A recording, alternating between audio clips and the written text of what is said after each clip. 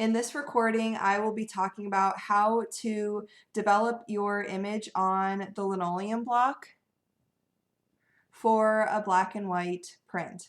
So as you can see, I've got my cartoon with my thumbnail sketches laid out here. I have already transferred the cartoon, which is just the drawing, to scale for another surface. I've already transferred that cartoon to the surface of my linoleum block, and then I went over the key lines with a black Sharpie. You go over the key lines with a black Sharpie so that as you're carving, you can still see your image. If it were just pencil drawing on here, it would wear away.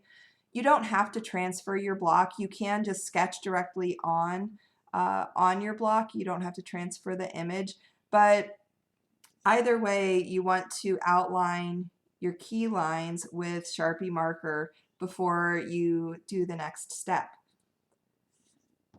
In order to figure out how I wanted this image to look, I took another piece of tracing paper and I simply traced over my image. Now, I didn't do this to the cartoon because I want to preserve that drawing for something else, maybe to transfer to a block and work with color later.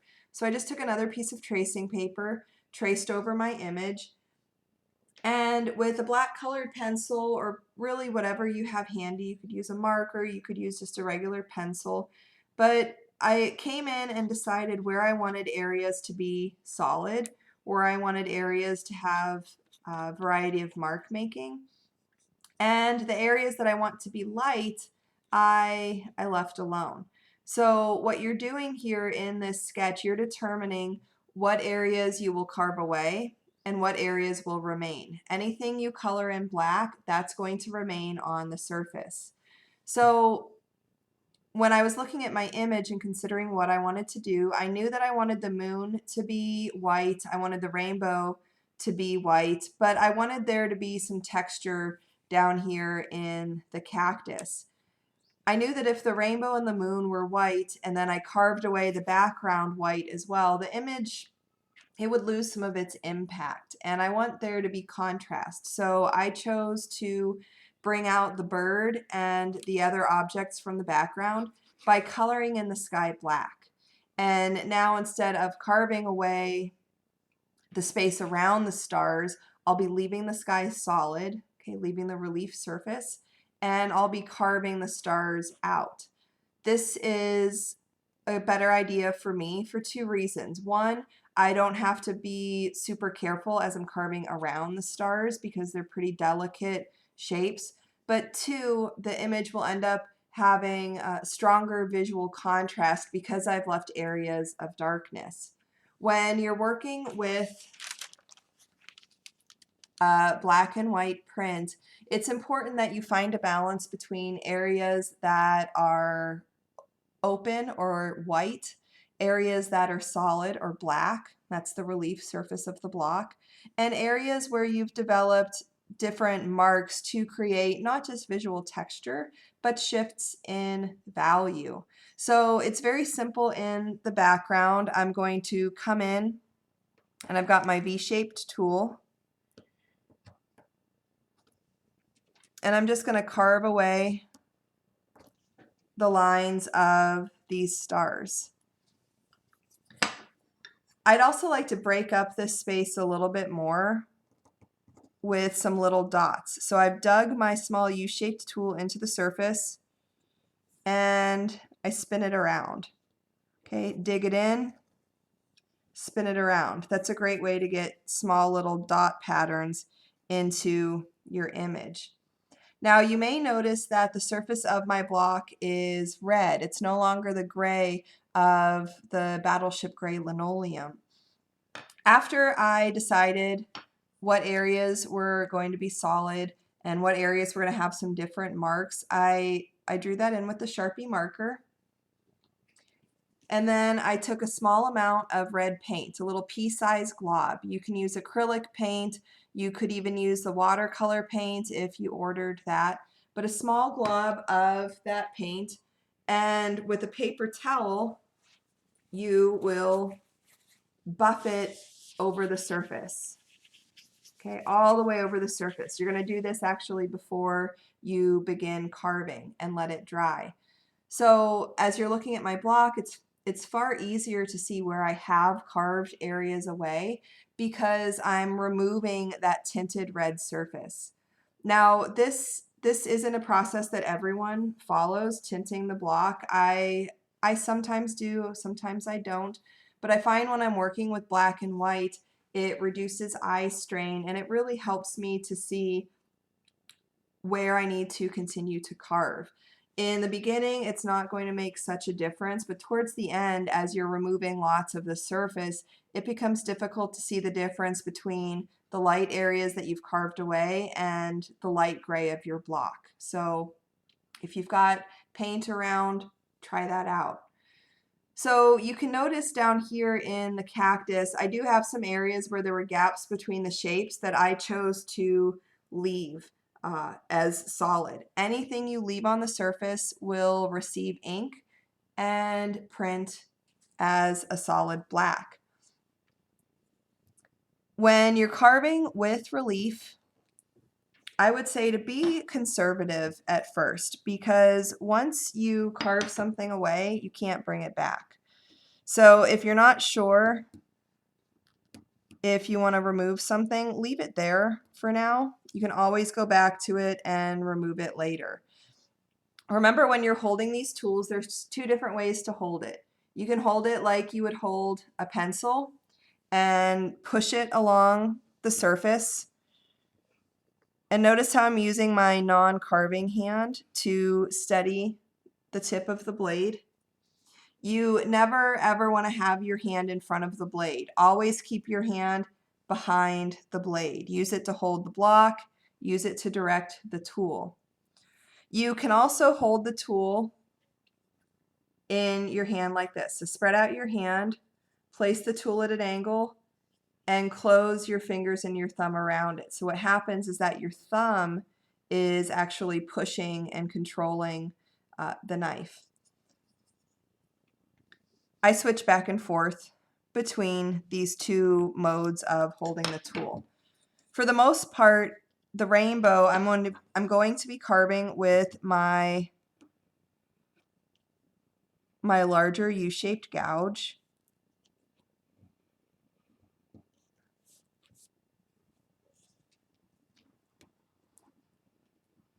And I'm careful to preserve the outlines. I had some extra lines that I drew within the rainbow, but I think that that's going to end up being too busy. So I'm actually carving those away. As you're carving, you may turn the block, okay, to make it a little bit easier to move the tool so that you're always sort of pushing the tool away from you. Let me show you right in here around the bird's beak and the rainbow. So right now I'm using my larger U-shaped gouge. I'm going to switch to the small V-shaped gouge. And along the edge of important objects, what I like to do is outline them. If I know that I'm going to carve away some space around an object, I will outline the object. And then I'll come in with my larger tool and remove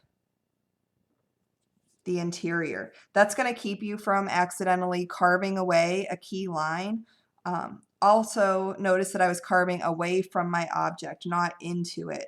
If you're removing negative space around something that you want to be solid, always carve away from that area. So I'll do it again over here along the head of the bird. I'm just going to outline that shape.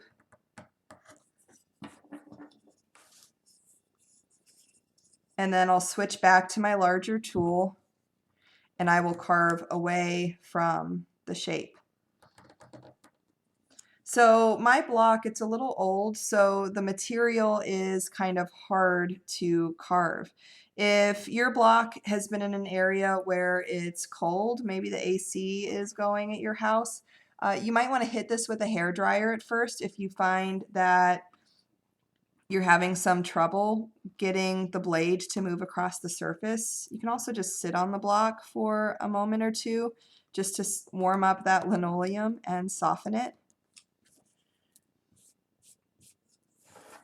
So one thing that I want to talk about here as you're looking at my block, now I've turned it as I'm carving, the areas that I'm sure I want carved away completely, I'm going for those first. I'm leaving areas down here that are a bit more complex for later.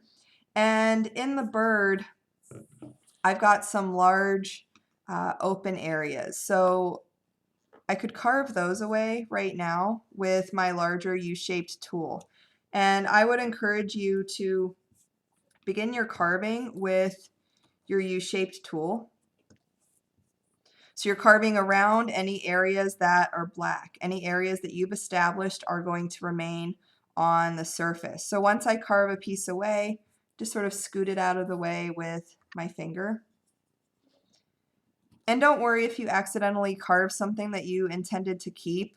Work with the image. It's about problem solving as much as it is about image development. If I were to go in and carve this entire bird with my small tool, it would take a really long time. So I want to be smart about how I am working and remove any large open areas first with my bigger tool. Up here in the moon, you can see that large areas have been carved away. There's the tendency for something to happen called chatter when you make your print.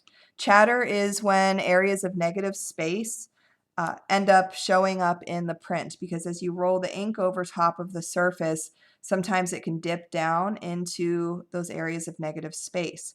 Because I know that may happen with my moon, as I carved it and removed the insides, I carved along the contour of the moon, kind of following that same curve of the rainbow. So in case I do get what's called chatter, which is just going to look like a few little black lines, they'll mimic these curved lines in the rainbow and look purposeful. You don't have to carve down super deep with a linoleum block, especially the ones that are mounted. You can see that it's on particle board, and then there's the piece of linoleum. Sometimes you can get unmounted blocks, and you really want to be careful not to carve those too deep. If you carve too deep, you're going to hit the burlap backing of the block, and it's just not necessary. You're making more work for yourself than you need to. So you want to get below the surface, but you don't have to continue to dig below the surface.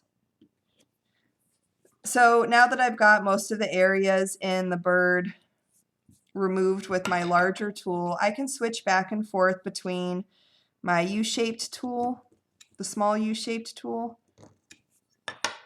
and my small V-shaped tool. The V-shaped tool is going to give you some finer marks. And with this one, you do want to make sure that you're pushing down enough, because if you just lightly skid it across the surface, you're going to get these super fine, beautiful marks, but they might not end up holding up in the print because they're not deep enough. Ink can actually fall into those little lines. So just make sure as you're carving that you find that right balance between pushing down but not pushing too hard. This V-shaped tool, you can get some pretty interesting effects if you wiggle it, right? You can get some marks that you might not otherwise be able to achieve. This is also really good if you're trying to get into little tight corners, like this part of the cactus. Okay, you can dig it down into the corner, and then you can switch to a U-shaped tool and remove the larger areas of space. And you can dip the U-shaped tool in, twist it around, and pop out little dots if that's something that you're going for. There's lots of different ways to carve this, but the main thing to keep in mind is to go slow.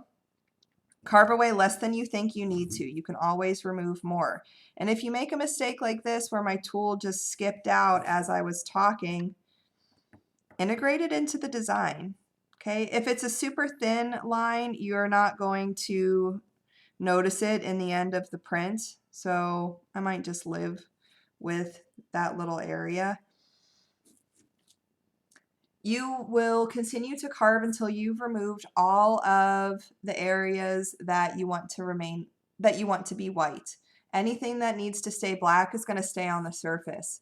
Now the background, the sky, I didn't color it in with Sharpie because that, I know it's going to be black and that would have been not a great use of my time. So if there's large areas that you know are going to be solid, you don't always have to go in and fill them in with Sharpie, but smaller detailed areas, like the areas inside of my bird or the little texture I made on my cactus, do give yourself a guide there with the Sharpie marker. And it doesn't hurt to keep your little sketch handy nearby so that you can use that as a guide.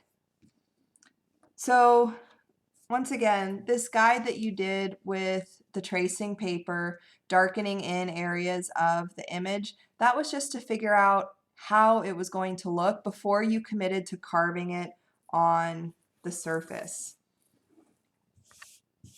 Right? So that's the process. Once you get it carved, then you will be ready to print.